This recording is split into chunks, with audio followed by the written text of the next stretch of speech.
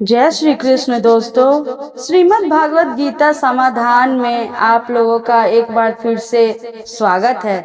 पंडित जी की कहानी जो मैं आप लोगों को सुना रही थी उनके बारे में हम आगे जानते हैं। अगर देखा जाए तो गीता ज्ञान इतना डीप है कि एक जीवन में इसे समझ पाना किसी के लिए भी नामुमकिन होगा। लेकिन अगर इस महासागर के कुछ मोती भी चुन पाए तो समझ लीजिए हमारा जीवन सफल हुआ। आजकल के लिए बस इतना ही, बाकी कल। इतना लिख के ही पंडित जी और ब्रिजभूषण जी ने अपने गीता ज्ञान ब्लॉग को बंद कर दिया, पर आप और हम इसे सुन सकते हैं गोगो ब्लॉग्स के साथ। ये पोस्ट तो बंद कर दिया था, लेकिन पंडित जी का मन अभी भी ब्लॉग पर आए एक सवाल पर उलझा हुआ था। ऐसे तो रोज ही उनके पाठक उनको सवाल भेजते रहते जिनका इंतजार उन्हें भी रहता था। आज एक नया सवाल है, या यूं कहूँ कि ये कहानी किसी ने भेजी है जिसने पंडित जी के मन को उलझा के रख दिया है। ये मेल किसी नए पाठक का था जो कि इस तरह था।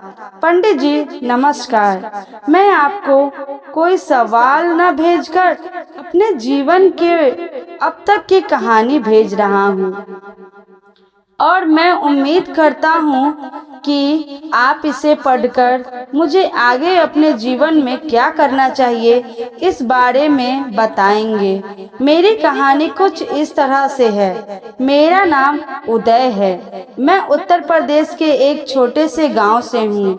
मेरे पिताजी एक किसान थे इसलिए लिख रहा हूँ क्योंकि वो अब इस दुनिया में नहीं रहे। मेरे पिता कोई बड़े इंसान नहीं थे, लेकिन एक बात जो मैंने अपने बचपन की यादों के आधार पर कह सकता हूँ कि वो जब तक रहे उन्होंने माँ समेत हम तीनों भाई बहन को कभी किसी चीज की कमी नहीं होने दिया। हालांकि उनका साया हमारे सर से बहुत जल्दी उठ गया था। उस वक्त मेरी उम्र शायद 10 साल की रही होगी और मुझे बड़ी बहन और भाई 12-15 साल के रहे होंगे। सबसे छोटा होने की वजह से मैं अपने पिता का लाडला था, ऐसा मेरी माँ कहती थी, और कहीं न कहीं मैं भी इस बात को महसूस करता था। तभी तो पिताजी के अचानक चले जाने की सदमा कई साल तक मेरा मन संभाल नहीं पाया था। हालांकि मैं यही बताया गया कि पिता की मौत एक एक्सीडेंट थी, लेकिन मैंने कई बार अपनी माँ और मामा जी को बात करते हुए सुना कि उनके सौतेले भाइयों ने जमीन के लालच में उन्हें मरवा दिया था। हमारे पूछने पर भी माँ ने हमेशा इस बात को टाल दिया, बल्कि हमें कसम दी थी कि किसी से भी इस बारे में जिक्र नहीं करेंगे। पिताजी के मौत के बाद माँ एकदम बदल गई थी।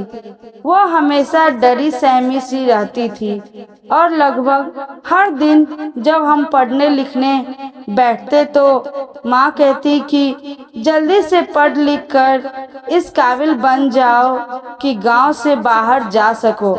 मैं नहीं चाहती कि तुम लोगों इस गांव में ज्यादा वक्त तक रहो। समय बीतता गया। हम तीनों तो जैसे तैसे माँ पढ़ा लिखा कर बड़ी कर रही थी।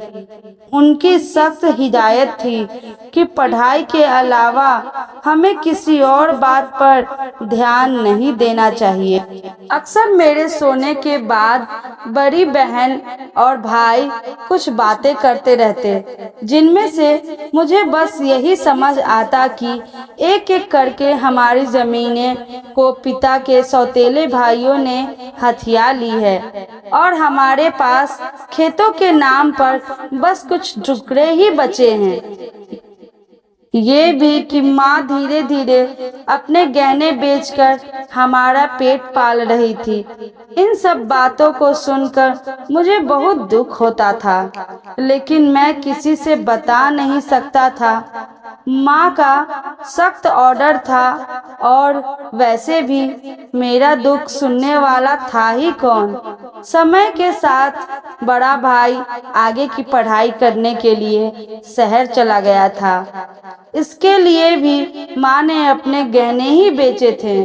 बहन ने आगे पढ़ाई की जगह सिलाई सीखने की इच्छा जताई तो माँ ने उसे पड़ोस के गांव में स्टिचिंग सेंटर में एडमिशन दिलवा दिया था। माँ खुद उसके साथ जाती और उसकी वापसी तक केंद्र के बाहर ही बैठकर उसका इंतजार करती, फिर दोनों साथ ही वापस आते। मैं बहन को चिढ़ाता भी था कि इतनी बड़ी होकर भी अकेले आ जा नहीं सकती। मैं नहीं जानता था कि माँ किस डर से उसे अकेले नहीं जाने देती थी।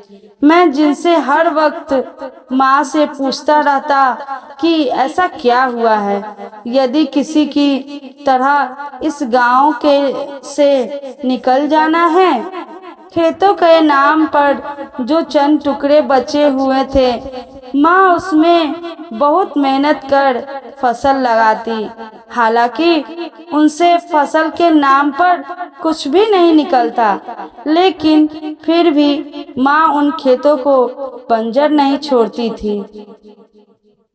अब इससे आगे की कहानी हम अगले एपिसोड में जानेंगे।